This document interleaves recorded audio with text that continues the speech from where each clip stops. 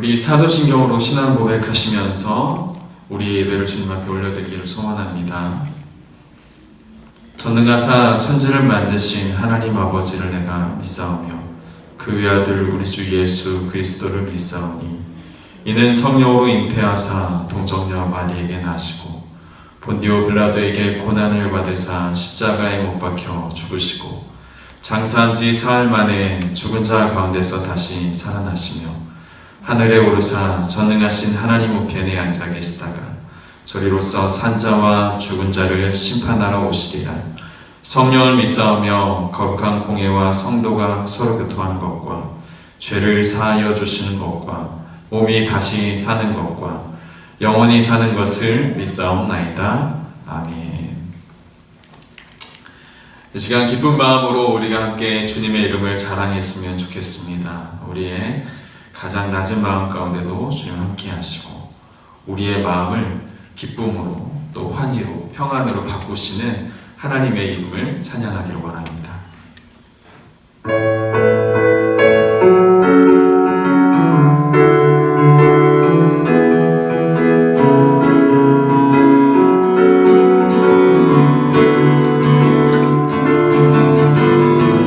우리 함께 고백합니다. 나의 가장 낮은 마음 주님께서 기뻐하시고 작은 일에 큰 기쁨을 느끼게 하시는도다.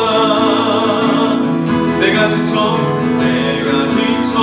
무력할 때 주님 내게 힘이 되시고 아름다운 하늘나라 내 맘에 주시는도다.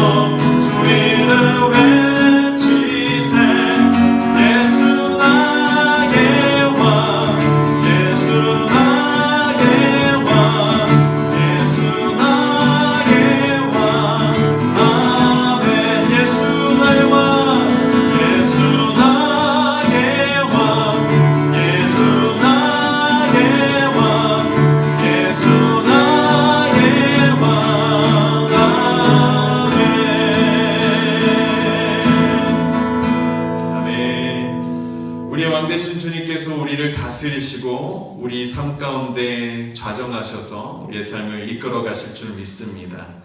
우리가 서 있는 이곳에서 주님의 이름을 자랑하고 우리가 밟고 있는 이 땅 가운데 하나님의 영광을 올려드리는 귀한 하나님의 백성들이 다 되어지기를 소망합니다.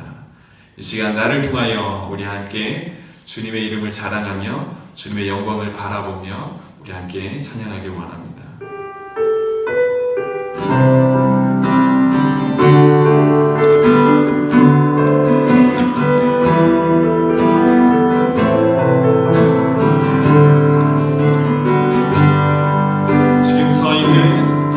지금 서 있는 이곳에서 높임을 받으소서. 내가 밟는 땅 주님의 땅이니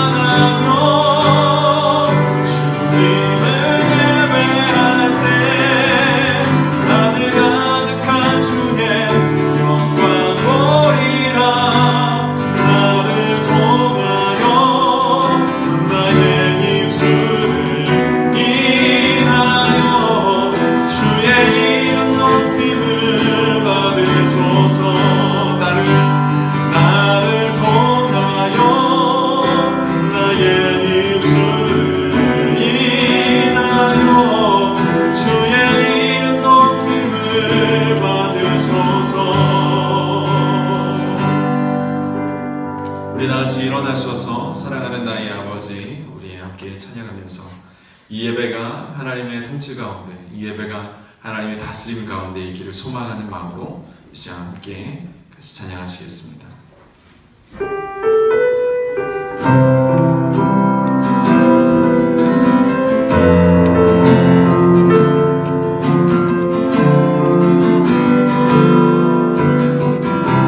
우리 함께 찬양합니다. 사랑하는 나의 아버지, 사랑하는 나의 아버지,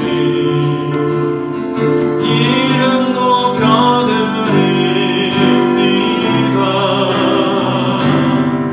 주의 나라 찬양 속에 임하시니 능력에 주께 찬송하네. 전능하신 하나님 찬양, 언제나 동일하신 주. 전능하신 하나님 찬양, 영원히 다스리. 전능하신 하나님 찬양, 언제나 동일하신 주. 전능하신 하나님 찬양, 영원히 다스리네.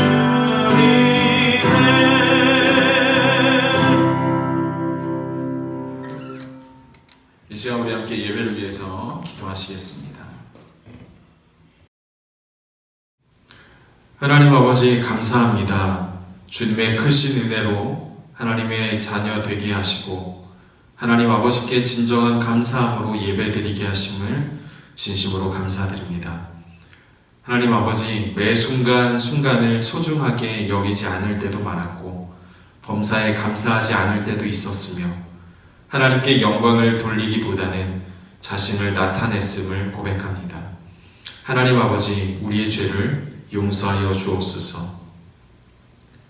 하나님 아버지, 우리나라를 불쌍히 여겨주시기를 기도합니다. 7천여 명에 넘는 많은 사람들이 코로나19로 확진되어 곡통 속에 있음을 봅니다. 치료제가 개발되어 조속히 완쾌되게 하시고 그들을 치료하는 의료진에게 건강함과 새 힘을 허락하여 주셔서 코로나19의 확산을 막기 위해 온 힘을 쏟게 하시고 또한 그 일들 가운데 참여하는 질병관리본부에게도 지혜로 더하여 주옵소서. 하나님 아버지, 이 어렵고 힘든 시기에 저희 믿는 자들이 잘못 가던 길을 돌이켜서 하나님 그 말씀으로 바로 서게 하시고 나라와 국민들을 위해 눈물과 무릎으로 기도하게 하시어 교회보다 생활 속에서 선한 영향력을 끼칠 수 있는 믿음의 자녀가 되게 이루시기를 간절히 기도합니다. 오늘 말씀을 통해 우리에게 새로운 마음을 창조하여 주시고 주님을 더욱더 알아감으로 진리의 말씀이 우리의 마음에 새겨지는 귀한 시간 되게 하여 주옵소서. 또한 말씀을 증거하는 주의 종에게도 성령 충만함 주시기를 원합니다.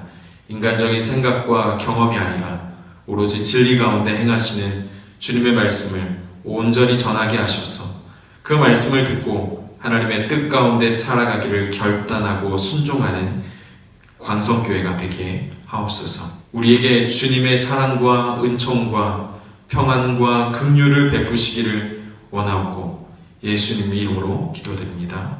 아멘.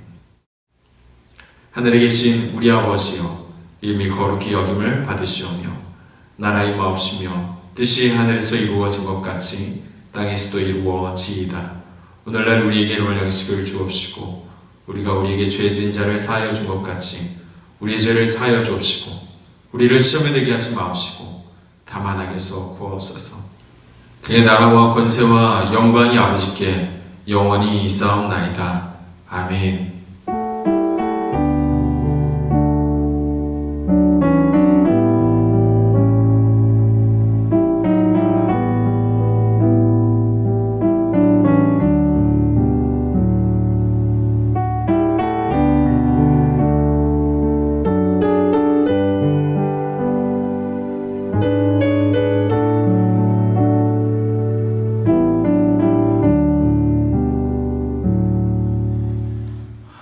시간 우리 찬송가 50장 함께 찬양하시면서 주님 앞에 예물을 올려드리겠습니다. 함께 찬양합니다.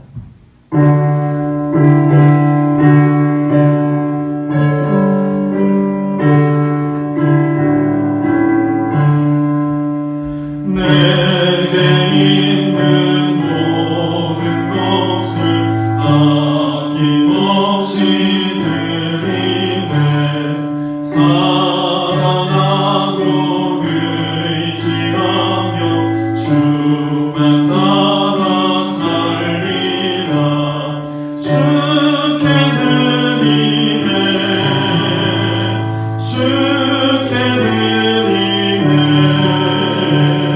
사랑하는 구주 앞에 모두 드리네. 내게 있는 모든 것을 겸손하게 드리네. 세상 욕심 멀리 하리. 나를 받아주소서. 주께 드리네. 주께 드리네. 사랑하는 구주 앞에 모두 드리네. 내게 있는 모든 것을 주를 위해 드리네. 주의 성령 충만하게 내게 내려주소서. 주께 드리네. 주께 드리네. 사랑하는 구주 앞에 모두 드리네. 아멘. 이 시간 우리 다 같이 드려진 예물 위해서 함께 기도하시겠습니다. 온전한 마음으로 드리는 것보다 넓은 마음으로 드리는 것을 기뻐하시는 하나님, 오늘도 넓은 마음으로 하나님께 예물을 드리게 하심에 참으로 감사합니다. 주시는 이시로 하나님이시오, 빼앗는 이도 하나님이신 것을 알기에 주신 그 모든 것을 하나님께 드리는 것이 마땅하지만 주신 것 중에서 일부를 감사한 마음으로 가지고 나왔사오니 주님, 우리의 이 믿음 하나님 기뻐받아 주옵소서. 비울수록 고이고 퍼낼수록 채워지는 옹달샘의 비밀을 깨달아 모든 것을 바치는 심령으로 이 예물을 주님 앞에 봉헌하오니 주님 기뻐받아 주시고 우리에게 더없이 놀라운 축복으로 함께하여 주시옵소서. 기쁨과 감사로 드려진 이 예물이 쓰여지는 그 곳마다 하나님의 사랑과 역사가 드러나게 하시고 온전한 하나님의 통치가 이루어지게 하여 주옵소서. 예수님의 이름으로 기도드립니다. 아멘. 먼저 광고 말씀 먼저 드리겠습니다. 광고는 오늘 우리와 함께 예배드리는 우리 모든 교우들을 주님의 이름으로 축복합니다. 이는 함께 교회에 와서 드리시는 분들도 마찬가지고 지금 현재 같은 시간 안에 함께 영상으로 예배드리고 있는 우리 교우들 또한 주님의 이름으로 축복합니다. 우리의 인생이 또 우리의 가정이 모두 다 하나님 안에서 은혜와 축복을 누리는 귀한 인생과 가정이 되어지기를 소망합니다. 계속적으로 코로나19를 위해서 계속 서로를 위해서 예방하는 시간을 계속 가지면 좋을 것 같습니다. 예배 중에 마스크를 착용해 주시고 띄엄띄엄 자리를 옮겨서 앉아주시면, 널찍하게 앉아주시면 감사하겠고, 악수 대신 서로는 목례를 하면서 그렇게 인사하셨으면 좋겠습니다. 그리고 오늘부터 온라인 예배가 시작이 되었습니다. 계속 생각만 하고 있었던 이 예배가 이렇게 빨리 진행이 될 줄은 몰랐습니다. 하지만 온라인 예배를 하지 않으면 안 되는 상황 가운데 오면서 좀 빠르게 준비를 했습니다. 좀 미진한 부분들이 있다 할지라도 성도님들 기다려주시고 좀 양해를 구합니다. 너그러운 마음으로 이해를 해주시면 감사하겠고, 온라인 예배 같은 시간 안에 함께 드립니다. 그래서 유튜브라는 플랫폼을 통해서 여러분들이 유튜브 안에 들어가셔서 검색창에 군산 광성교회라고 치시면 아마 채널이 하나가 있을 거예요. 거기에 제가 기타 메고 있는 영상이 하나가 있을 겁니다. 사복을 입고, 정장이 아니라 사복을 입고 있는 영상이 있는 채널이 있을 텐데 그 영상을 통해서 함께 예배를 드렸으면 좋겠습니다. 그리고 무엇보다 중요한 것을 나누는 것은 이 코로나 바이러스가 이 땅에서 빨리 사라질 수 있도록 우리가 함께 기도했으면 좋겠습니다. 그런 자세를 통해서 이 모든 것을 주관하고 계신 분은 하나님이시기에 이 땅을 고쳐주시고 또 회복하실 것도 이루실 줄 우리가 믿음으로 간구하면서 그렇게 하나님 앞에 기도하는 시간들을 계속적으로 가지면 좋겠습니다. 그리고 3월 2일 지난 월요일에 사택공사와 옥상 방수공사가 시작되었습니다. 사택공사는 뭐 다른 게 아니라 곰팡이 제거 작업인데요. 아직은 곰팡이 제거 작업은 아직 저희의 사정, 자기 일정과 좀 나눠야 될 부분들이 있어서 아직 하지는 않았고 옥상 방수공사만 일단 했습니다. 지난 금요일까지 마무리가 됐는데 페인트가 아직 다 마르지 않았을 거예요. 그래서 다 마르면 우리 함께 다 같이 올라가서 또 거기서 함께 기도하고 감사하는 시간을 가지면 좋겠습니다. 이를 위해서 기도해 주시고 또 함께 참여해 주신 모든 분들께 감사 올려드립니다. 사순절이 또한 시작이 되었습니다. 우리가 코로나 바이러스 때문에 사순절인지도 모르는 채 우리가 지나갈 때가 있는데 사순절 달력 말씀이 있는 그 달력을 보시면서 하루하루 묵상하시면서 그 말씀에 또 주님의 그 고난에 함께 참여해 주시면 감사하겠습니다. 이번 주 애차는 한혜리 집사님이 섬겨주십니다. 감사합니다. 이 시간에는 우리가 은혜를 나누고자 합니다. 말씀을 통해서 오늘 말씀은 창세기 1장 24절에서 31절 말씀까지 코로나 때문에 교독하지 않고 제가 읽겠습니다. 창세기 1장 24절에서 31절 말씀입니다. 하나님이 이르시되 땅은 생물을 그 종류대로 내되 가축과 기는 것과 땅의 짐승을 종류대로 내라 하시니 그대로 되니라. 하나님이 땅의 짐승을 그 종류대로 가축을 그 종류대로 땅에 기는 모든 것을 그 종류대로 만드시니 하나님이 보시기에 좋았더라.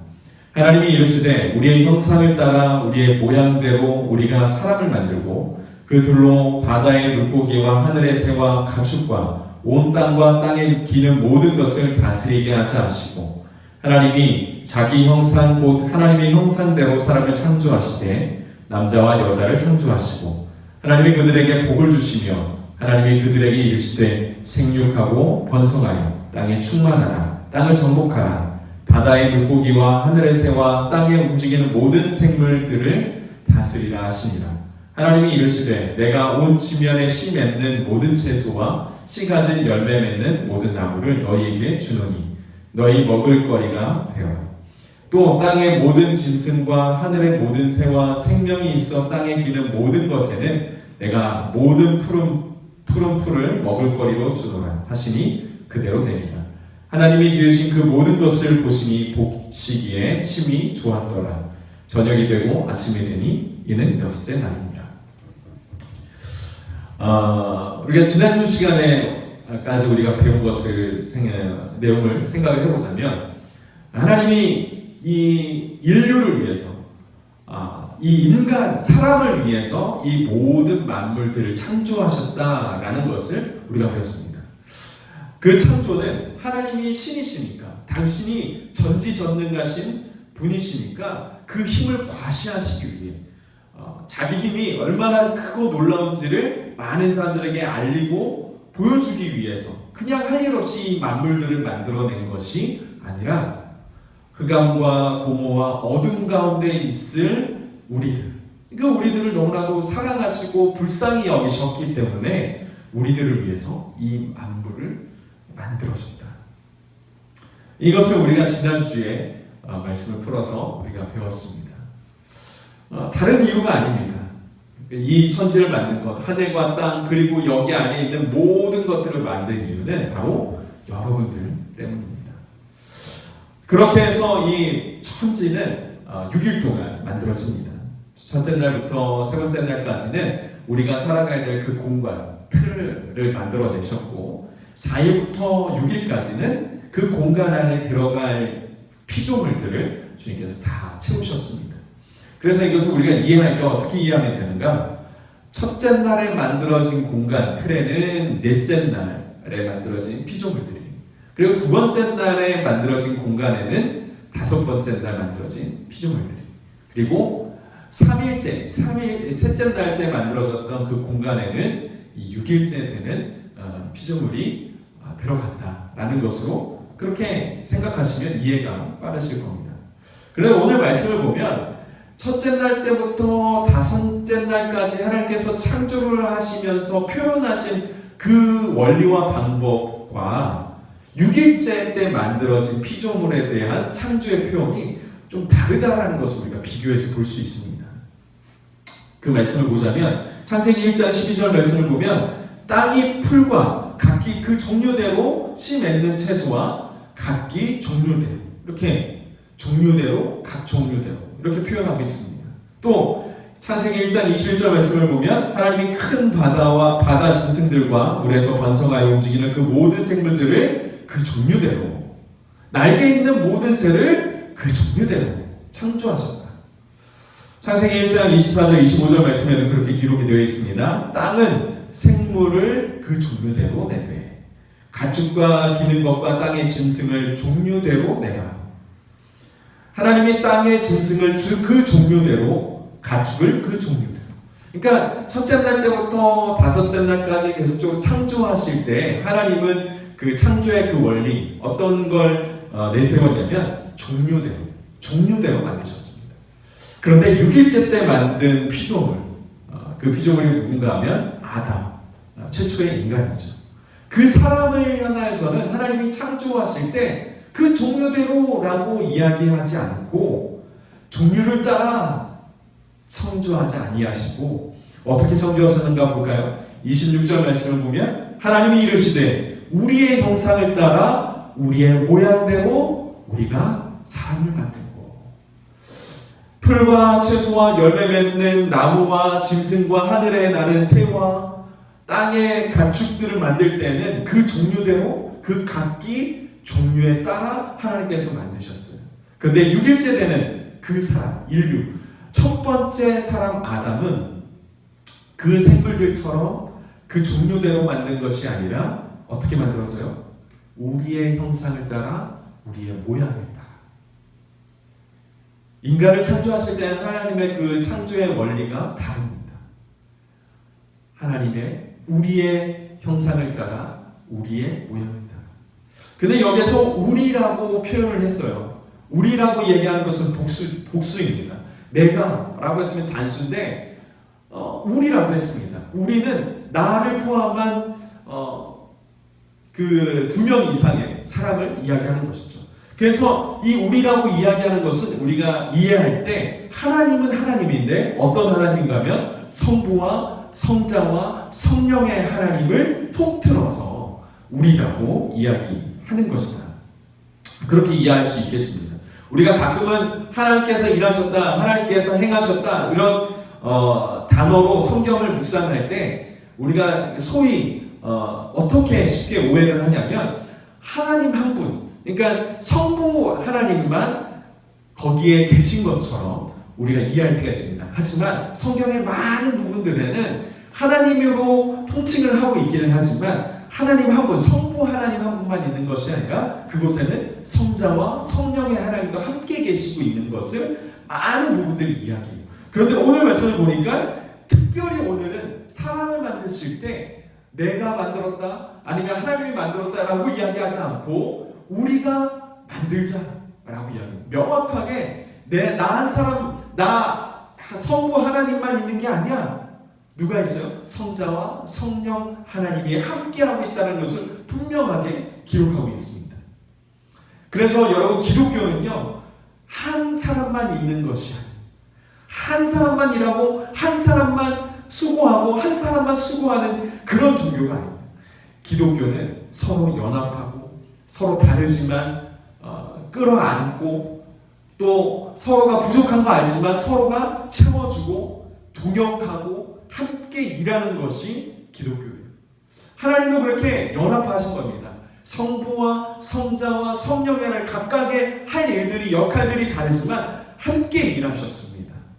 그래서 우리가 이 공동체 안에, 우리 광석교회라는 공동체 안에는 함께 서로가 연합하고 서로의 부족한 면들은 채워주고 서로의 그 아픔은 안아주고 할 수 있는 공동체가 되어야 되는 것이죠. 그렇다면 형상은 무엇일까요? 형상과 모양은 무엇인지 우리가 좀 봐야겠죠. 형상과 모양, 우리가 이것을 같은 의미로 보는 성경학자들이 간혹 있습니다. 하지만 저는 그렇게 생각해요. 성경이 형상, 모양 이렇게 다른 표현으로 이렇게 하고 있다는 것은 우리가 쉽게 간과하는 문제는 아니다라는 생각이 들어요. 뭔가 그 안에 숨겨져 있는 의도가 있지 않을까라는 생각을 해보게 되었습니다. 그래서 찾아봤죠. 히브리어 사전을 찾아봤습니다. 찾아봤더니 형상, 히브리어로 뭐라고 하냐면 셀렘이라고 합니다. 셀렘이라는 단어는 뜻이 무엇을 새기다예요. 무엇을 새기다. 여러분, 우리가 현재 사순절을 보내고 있습니다. 작년 제가 사순절 때 그리고 작년 대림절 때 우리가 말씀을 함께 읽고 묵상하기로 함께 광고하면서 그런 정보들을 공유하면서 말씀 달력을 나눠드렸어요. 그래서 그 말씀 달력에 나와 있는 말씀들을 서로 묵상하면서 하루하루 그 말씀에 붙잡힌 삶을 살아내자 그렇게 이야기했었습니다. 그래서 그때 매일매일 그 말씀을 읽으셨던 분들, 혹시 자가 체크하시면서 매일매일 체크하셨던 분들을 제가 칭찬하고 더 격려하기 위해서 그때 이제 펜과 사순절 때는 제 기억으로 펜을 드렸던 것 같고 대림절 때는 핸드크림을 드렸던 것 같습니다. 펜과 핸드크림을 드렸었죠. 잘 쓰고 계신가요? 네, 다 쓰셨을 것 같은데. 그래서 이번에 또 사순절을 보내잖아요. 제가 또 이제 자그마한 선물을 준비하려고 합니다. 여튼 잘 말씀을 묵상하시고 뭐 하루 빼먹었어요, 이틀 빼먹으면 괜찮습니다. 이렇게 그래도 몰아서라도 해보시고 말씀을 읽는 것이 중요하니까 그렇게 함께 하시면 좋겠습니다. 그런데 그 펜과 핸드크림을 드렸는데 여러분들 그 펜과 그 핸드크림을 볼 때마다 여러분들은 무엇을 생각하십니까? 그냥 여러 개 있는 펜 중에 하나라고 생각하십니까? 아니면 좀 특별한 의미가 있고 좀 특별한 순간들이 있는 그런 펜과 핸드크림입니까? 아마 여러분들은 그때 말씀을 묵상함으로 인해서 목사님이 주신 선물이기 때문에 아무래도 여러분들의 기억 속에는 이 펜은 좀 뭐 다른 사정들이 있지만 이 펜은 목사님이 주신 펜이야. 이 펜은 내가 말씀을 읽으면서 선물로 받은 펜이야. 이 핸드크림은 뭐 다른 핸드크림 다 똑같지만 이 핸드크림은 목사님이 주신 핸드크림. 이 핸드크림은 내가 말씀을 묵상하면서 그때 참 쉽지 않았지만 어려웠지만 끝끝내 그 말씀을 이겨내고 말씀으로 그 삶을 이겨내고 말씀대로 살아가려고 했었던 그 노고가 있었던 그 상으로서의 의미의 핸드크림이지. 이런 여러분들의 추억과 그런 힘들었던 순간들과 그런 여러분들의 기억들이 그 물건을 볼 때마다 생각이 나지 않습니까? 이것이 셀렘이에요. 이것이 세기다의 의미입니다. 그때 받았던 펜과 핸드크림은 절대 다른 것들과 비교할 수 없는 가치가 있는 것이죠. 왜요?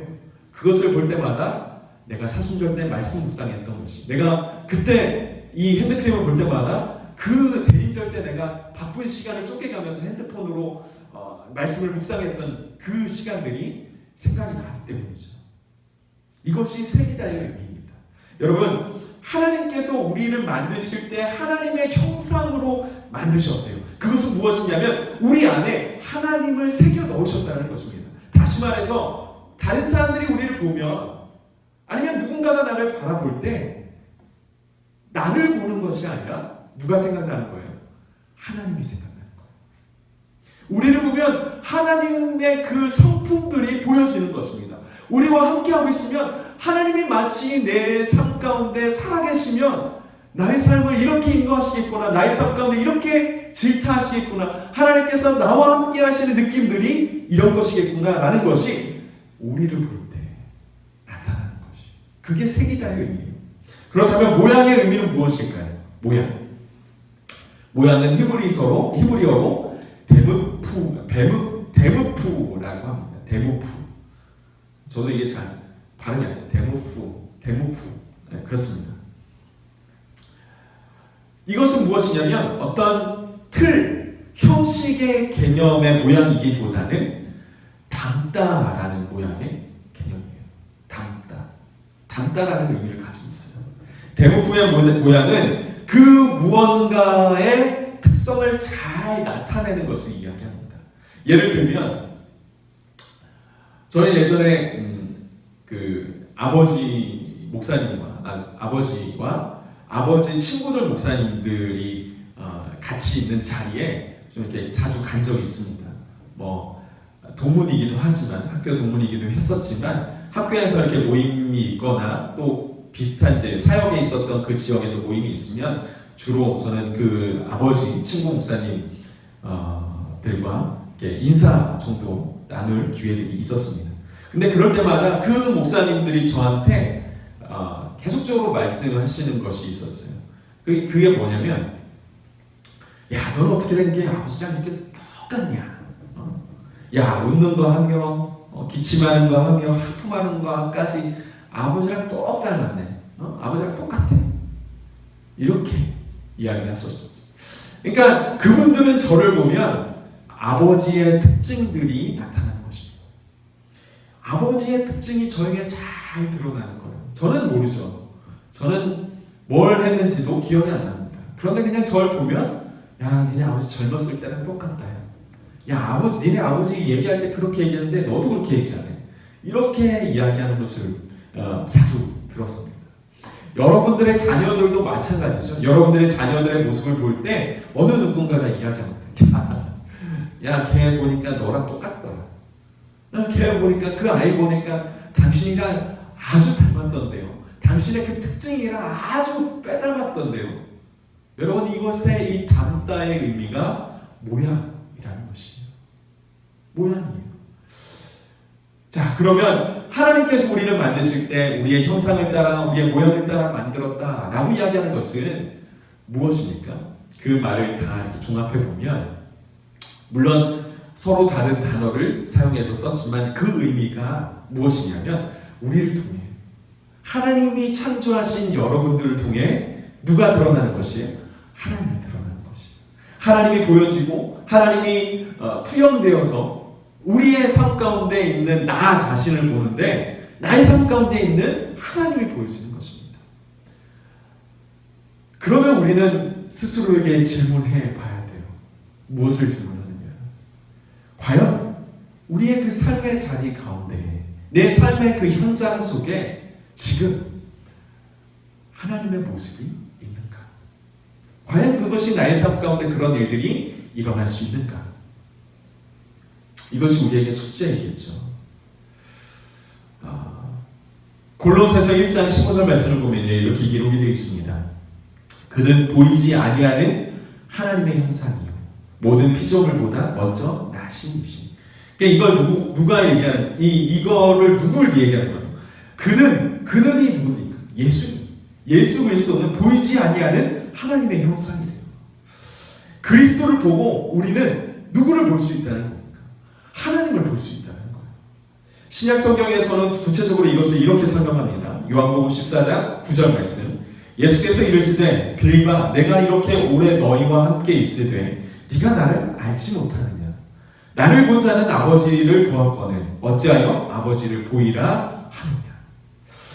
이 말씀은 예수님과 빌립이라는 제자가 함께 대화하고 있는 건데, 빌립이 예수님께 요구한 것 같습니다. 뭘 요구했냐면, 예수님, 하나님을 좀 보여주세요.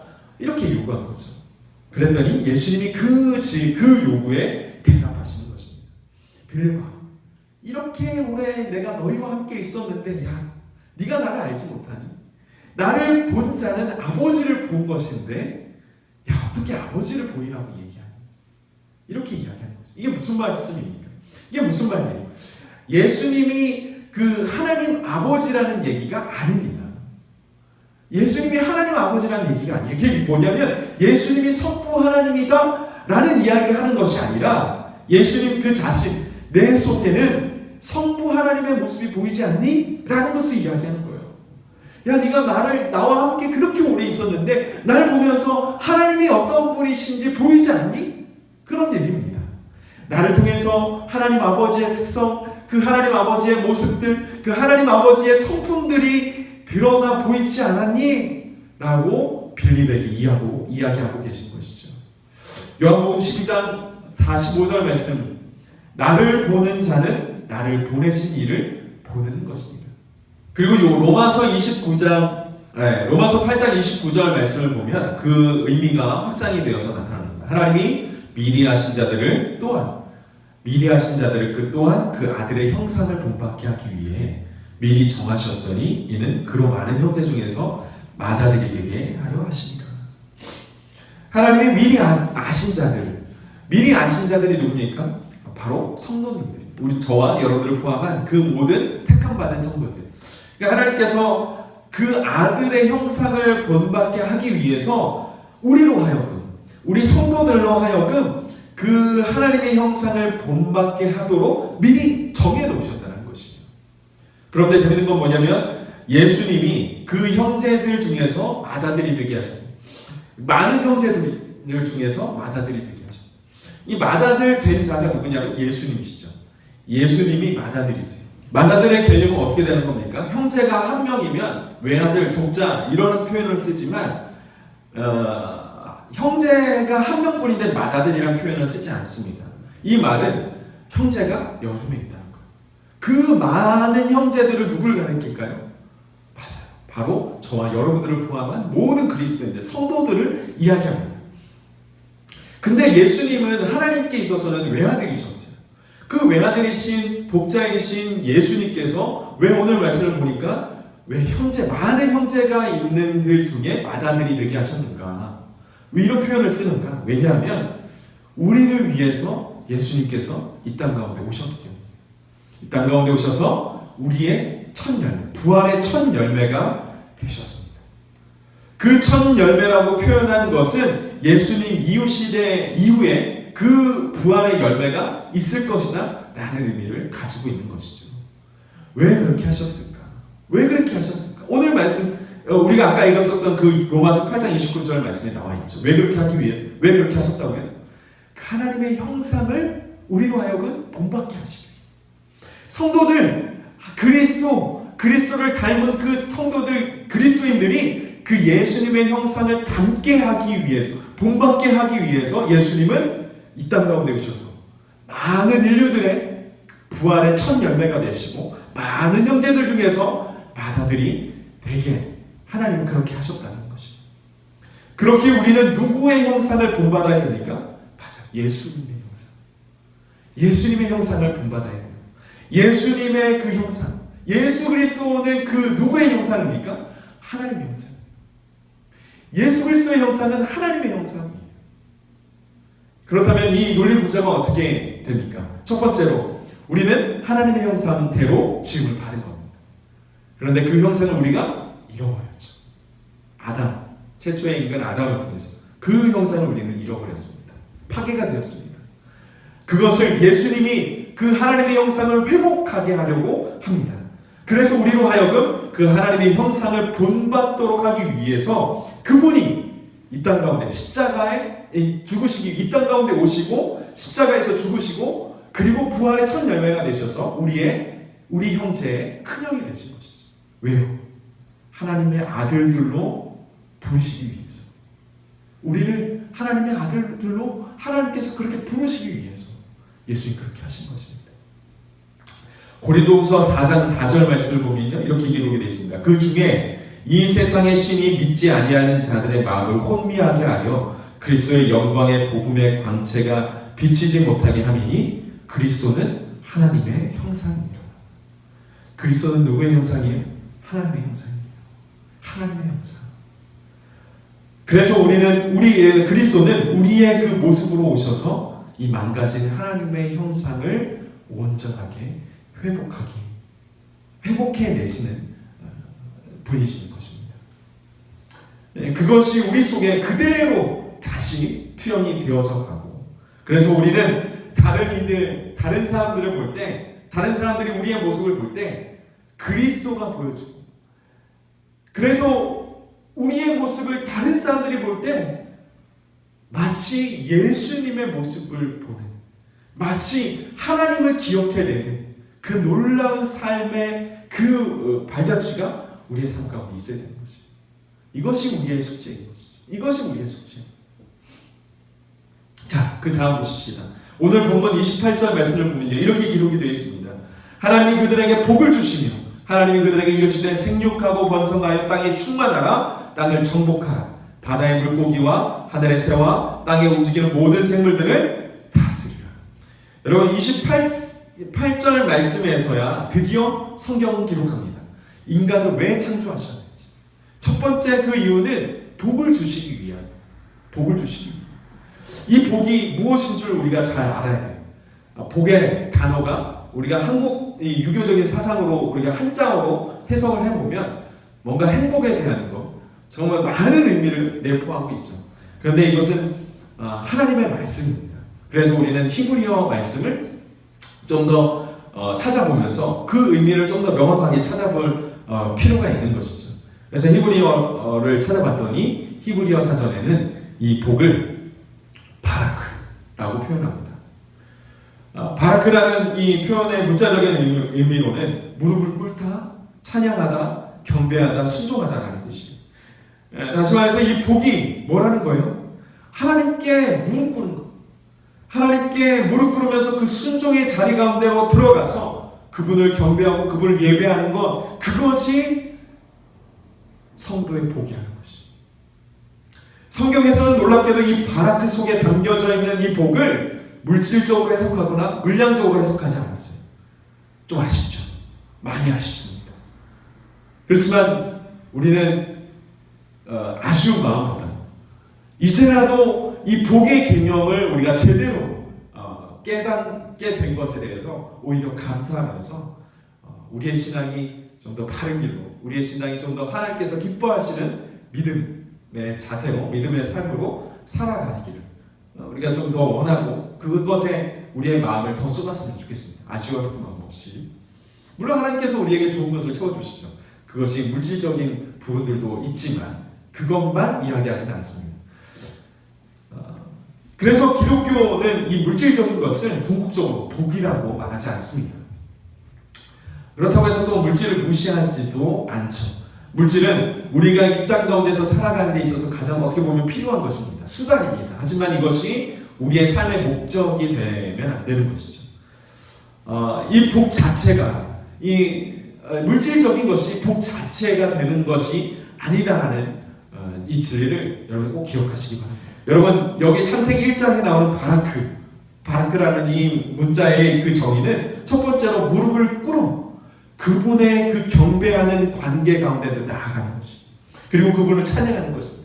그것을 인간이 누리는, 하나님께서 주신 인간이 누리는 복이라는 것이.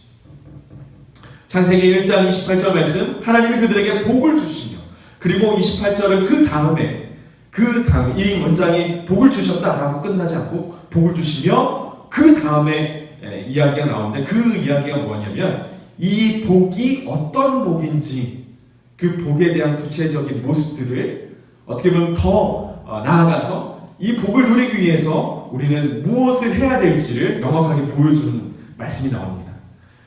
그 뒤에 말씀을 보자면 생육하고 번성하여 충만하라, 땅을 정복하라, 그리고 모든 생물을 다스리라. 생육하고 번성하라, 충만하라, 정복하라, 다스리라. 여러분, 이런 표현들을 쓸 때 누구한테만 이 표현들을 쓰는 줄 아십니까? 이 표현들, 생육하라, 번성하라, 충만하라, 정복하라, 다스리라, 이런 표현들을 누구한테만 허락이 되냐면 왕한테만 허락이 됩니다. 왕에게만 허락이 되는 것이에요. 다시 말하면 하나님은 첫사람인 아담에게 그 왕의 권한을 줬다라는 것이에요. 여기서 우리가 좀 이해해야 할 것은, 우리가 서구신학의 그 오해에 맞물려서 한때는 이것을 잘못 해석한 적이 있었습니다. 그래서 이것을 단순한 정복의 개념으로 이해했었던 때가 있었죠. 그래서 막 억압하고 이 정복하라, 다스려라 이런 말을 들을 때 맞아, 하나님께서 명령하셨지 이것을 다스리라고. 그래서 우리는 이 억압하고 짓누르고 쟁취하고 빼앗고 이렇게 하는 어떤 그런 정복으로 이해했었는데, 사실 말씀에서 이야기하는 그 정복은 그런 차원이 아니에요. 이 바라크에 연결된, 바라크라는 복에 연결된 이 명령, 생육하라, 번성하라, 충만하라, 정복하라, 다스리라 라는 이 명령은 억압과 쟁취를 이야기하는 것이 아니라 이것은 생명의 확대, 생명이 날마다 번영하는 것에 있습니다. 여러분, 그래서 그 기독교의 퀄리티가 점점 올라가면 어떤 일들이 벌어진 줄 아십니까? 진정한 기독교의 문화가 자리 잡고 그 문화가 번성하는 곳에서는 그 생명의 회복과 생명의 존중과 생명의 가치들이 그곳 가운데 함께 일어납니다. 억압과 쟁취와 짓누름이 아니라 거기에는 하나님의 나라의 본성, 그 예수님께서 이 땅 가운데 오시면서 자기가 이 땅 가운데 온 것은 섬김을 받으려 함이 아니라 오히려 섬기려 한다. 자기의 그 목숨을 다른 사람들의 그 대속물로 주여 이곳 가운데 왔다 라고 이야기하신 그 말씀 그대로 그 특징들이 하나님 나라의 가운데 잘 드러납니다. 그래서 하나님이 다스리시는 이 명령, 하나님께서 우리 가운데 주신 이 명령, 생육하라, 번성하라, 충만하라, 정복하라, 다스리라 하는 이 명령 안에 숨겨져 있는 하나님 나라의 특권은 섬기면서 봉사하고 사람들을 세우고 자기 자신을 낮추고 부인하고 자기 자신을 기꺼이 다른 사람에게 내어주는 그런 왕권을 이야기하는 것이죠. 원래 하나님이 이 땅을 창조하시기 전에 그 모습이 어땠습니까? 공허하고 혼돈 가운데 있고 흑암 가운데 있었습니다. 그런데 창조를 통해서 그 혼돈을 질서로 잡으시고 공허한 땅을 주님께서 채우시고 생명으로 채우셨죠. 그리고 어둠이 거두어졌습니다. 이것이 창조의 질서예요. 질서입니다. 창조의 질서입니다. 그러니까 예수님의 그 그리스도의 생명이 그 땅 가운데 흘러 들어가면 그리스도인들은 그 땅에서 복이 되는 것인데, 그 땅에서 복이 될 때 잘 먹고 잘 사는 어떤 물질적인 복을 이야기하는 것이 아니라 그리스도인들이 살아가는 그 삶의 현장 속에는 그 땅이 회복되는 것을 이야기합니다. 그 땅이 다시금 메말랐던 땅들이 다시금 되살아나는 그런 역사, 그 땅이 다시금 원래 창조의 그 모습 가운데 회복되어지는 역사, 그 땅 가운데 썩어져가는 그런 어떤 인생의 그 사망의 냄새가 있는 것이 아니라 그 땅에 아름답고 향기로운 그 향기가 그곳 가운데 다시 흘러나오는 것이죠. 어둠이 거두어지고 공허함이 채워지고 생명으로 풍성케 되어지는 놀라운 역사, 이것이 이 명령의 본질인 것입니다. 그래서 예수님은 이렇게 말씀하십니다. 나를 믿는 자는 성경의 이름과 같이 그 배에서 생수의 강이 흘러나옵니다. 예수님을 믿는 사람들에게는 그 생명의 풍성함이 예수님을 통해서 계속적으로 흘러나온다는 것. 이것이 기독교가 이야기하는, 예수님이, 하나님께서 우리 가운데 명하시고 또 우리에게 주신 그 복의 본질이 바로 이것인 것입니다. 여러분들이 살아가는 그 삶의 현장, 여러분들이 살아가고 있는 그 가정의 현장, 또 직장의 현장, 또 학교의 현장, 그 모든 공동체의 현장 가운데 어둠과 혼돈과 공허가 있을 때 여러분들이 그리스도인으로 온전히 살아간다면 여러분들의 삶을 통해서 공허함이 물러가고 어둠이 물러가고 혼돈, 그것이 질서가 잡혀지면서 혼돈이 사라지고 그곳 가운데 사망의 그 썩은 냄새가 쾌쾌하게 묵은 냄새가 나는 것이 아니라 여러분들의 삶을 통해 여러분들의 삶 가운데 있는 그 그리스도의 살아계심을 통해 생명이 그곳 가운데 되살아나는 것이죠. 그리고 그 여러분들의 삶을 통해서 그 하나님이 역사하시는 것입니다. 회복의 장소로, 회복의 순간들로 주님께서 바꾸시는 것이죠. 아담의 범죄에 대해서는 창세기가 결국 무엇을 설명하려고 했는가? 그것은 바로 이 왕권을 잃어버렸다는 것을 설명하려고 했던 것입니다. 하나님의 백성들이 아담이 이 왕권을 상실한 거예요. 그래서 성경의 그 모든 이야기는 이 왕권에 대한 이야기입니다. 하나님의 나라를 다시 되찾는 이야기, 하나님의 나라를 회복하는 이야기. 그래서 계시록 22장 1절과 5절 말씀을 보면 이렇게 기록이 되어 있습니다. 또 그가 수정같이 맑은 생명수의 강을 내게 보이니 하나님과 및 어린 양의 보좌로부터 나와서 길 가운데로 흐르더라. 강 좌우에 생명나무가 있어 12가지 열매를 맺되 달마다 그 열매를 맺고 그 나무 잎사귀들은 만국을 치료하기 위하여 있더라.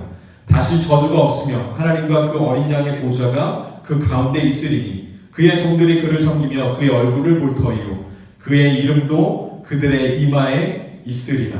다시 밤이 없겠고 등불과 햇빛이 쓸데없으니 이는 주 하나님이 그들에게 빛이심이라. 그들이 세세토록 왕노릇하리로다. 결국 아담은 에덴의 그 왕권을 위탁받은 존재였어요. 이것을 아담이 상실한 거예요. 아담이 죄를 지은 것은 왕권을 잃어버린 거죠. 하나님 나라의 그 왕자로서 왕으로서의 그 삶을 살아가고 있는 그 권리를 잃어버린 것이에요. 그래서 계시록은 마무리가 어떻게 되냐면 왕권을 회복하는 것으로 마무리를 짓습니다. 이 이야기를 베드로 사도는 어떻게 이야기하냐면 베드로전서 2장 9절 말씀에 너희는 택하신 족속의 왕같은 제사장들이요 거룩한 나라요. 어떻게 땅을 정복하는가? 그것은 오늘 말씀 이 베드로전서 2장 9절에도 말씀 이야기하고 있지만 하나님의 그리스도의 아름다운 덕을 통해서 이루어지고 있습니다. 곧 이 하나님의 그 예수 그리스도의 그 아름다운 덕이라는 건 뭐예요? 성품을 이야기하는 거죠. 예수님의 그 성품, 예수님의 그 성품을 통해서 그 땅이 회복된다는 거예요. 정복한다는 것이에요. 그리스도를 닮은 그 성품, 그리스도를 닮은 그 삶의 방식, 하나님의 말씀대로 살아내려는 우리의 그 몸부림, 신앙, 그것을 통해서 세상 가운데 있는 사망의 냄새들과 혼돈과 무질서와 공허와 어두움들은 다 몰아내고 거기에는 이제 회복이 있는 것이, 거기에는 생명의 본질이 다시금 되살아나는 것이. 오늘 그 베드로 사도는 그래서 택하신 족속, 왕같은 제사장, 거룩한 나라라고 표현한 것입니다. 로마서는 이렇게 결론을 냈습니다. 이것을 이렇게 결론을 냈습니다. 한 사람의 범죄로 말미암아 사망이 그 한 사람을 통하여 왕노릇하였은지 더욱 은혜와 의의 선물을 넘치게 받은 자들은 한 분 예수 그리스도를 통하여 생명 안에서 왕노릇하여. 우리의 왕노릇은 어디 안에서 이루어집니까? 예수 그리스도 생명 안에서 이루어집니다. 창세기에 하나님이 우리에게 복 주시기 위해서 우리를 창조하셨다고 기록했죠. 그런데 그 복은 바라크의 의미를 가지고 있습니다. 그 바라크의 그 복의 본질은 그리스도를 통한 그 생명을 이야기합니다.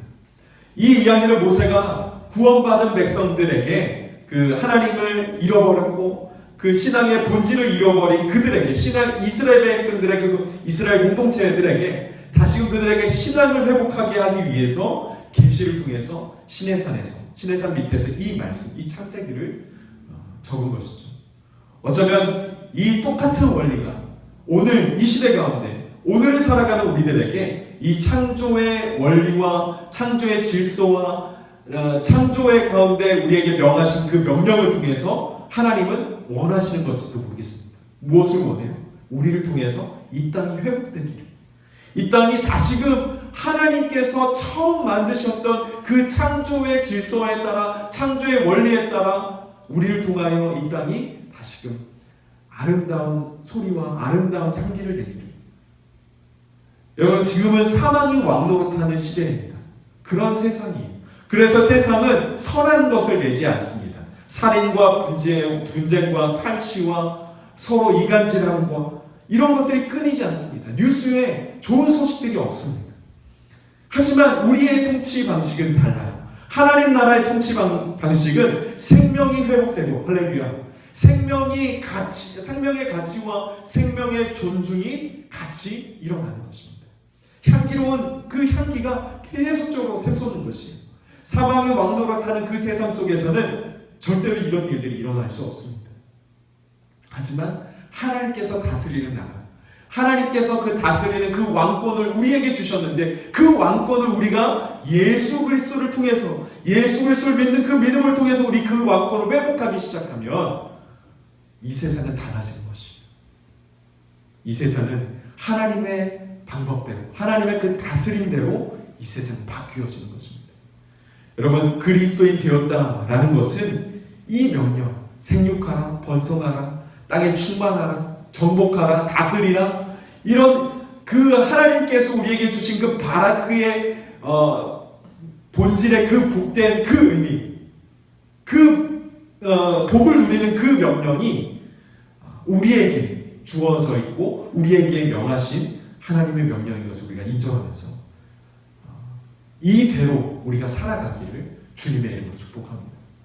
우리가 이 하나님의 명령을 우리가 그 명령을 우리 가운데 허락하신 하나님의 말씀으로 받고 우리가 그것을 우리의 말씀으로 가지고 오면서 그리고 그것을 그대로 살아내기 시작할 때 하나님께서 우리에게 약속하신 바, 하나님의 그 창조의 질서대로, 창조의 원리대로 그 땅에 우리가 하나님의 말씀대로 살아가려고 하는 그 몸부림 가운데 하나님은 이 땅을 회복시키시고 이 땅을 영화롭게 하시고 이 땅을 아름답게 하시고, 할렐루야, 그것은 우리에게 달려 있습니다.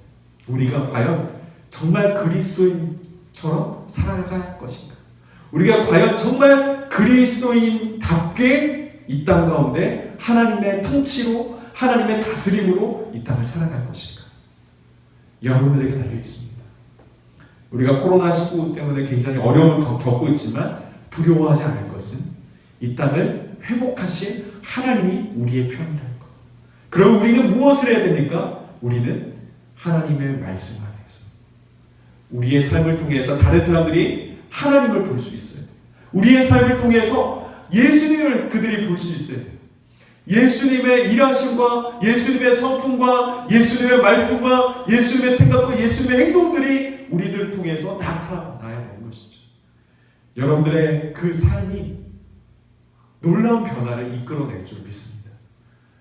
여러분들 그리스도인 온전하게 주님의 그 바라크의 그 복을 누리시면서 그렇게 온전히 생명의 빛이, 생명의 가치가, 생명의 놀라운 그 회복의 역사들이 여러분들의 삶 가운데 들어가기를 주님의 이름으로 축복합니다.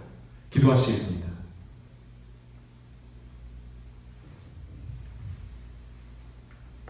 사랑해 주님 감사합니다. 하나님, 우리 가운데 귀한 말씀으로 우리를 가르쳐 주시고 그 말씀을 통해 우리가 오늘도 살아갈 수 있는 용기와 담력을 얻게 하여 주시는데 참으로 감사합니다.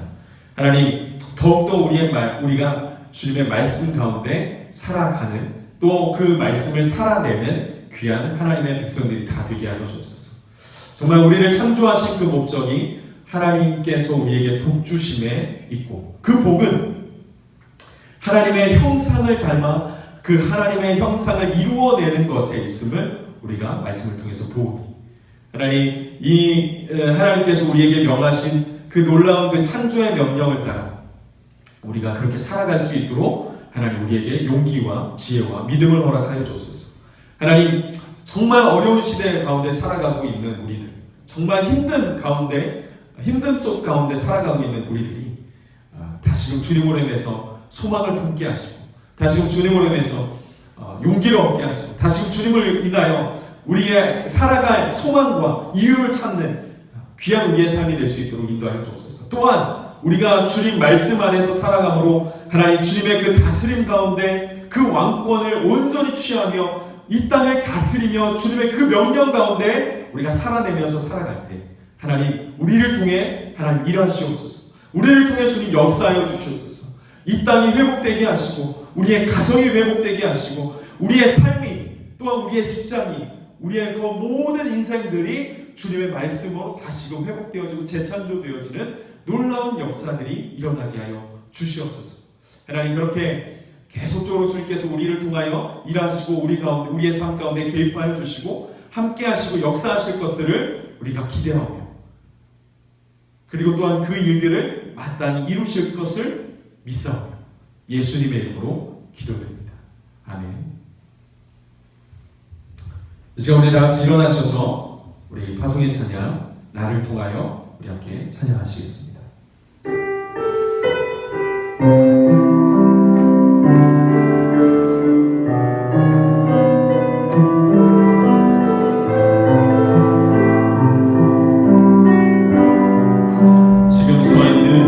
지금 서 있는 이곳에서 높임을 받으소서. 내가 받는 땅 주님의 땅이니 하늘이 주의 이름 높이 올리며 넓은 바다가 주를 노래해. 모든 만물 주를 경배해. 모든 입술 주를 찬양해. 천지를 만드신 만물의 통치자 높임을 받으소서. 내 평생에 주의 이름 높이며 어느 곳에서든지 주님을 예배하리라. 내가 받는 모든 다 아버지의 영광이 선포되어야 하리. 찬양하며 주님을 예배할 때 하늘 가득한 주의 영광 보리라. 나를 통하여 나의 입술을 인하여 주의 이름 높임을 받으소서. 나를 통하여 나의 입술을 인하여 주의 이름 높임을 받으소서. 지금은 우리 주 예수 그리스도의 은혜와 하나님 아버지의 넓으신 사랑과 지금도 우리를 영원히 하나님의 소유됨과 자녀됨을 확증시켜 주시는 성령 하나님의 위로 교통 축복하시니 주님의 형상을 따라 살아가기로 결단한 귀한 성도인들 머리 위에 이들의 가정과 일터와 자녀들의 삶 위에 하나님의 그 향기로운 생명의 향기가 삶을 회복시키는 생명의 빛이 하나님의 왕권을 회복하는 놀라운 역사가 지금부터 영원토록 함께 하시기를 간절히 축원하옵나이다. 아멘.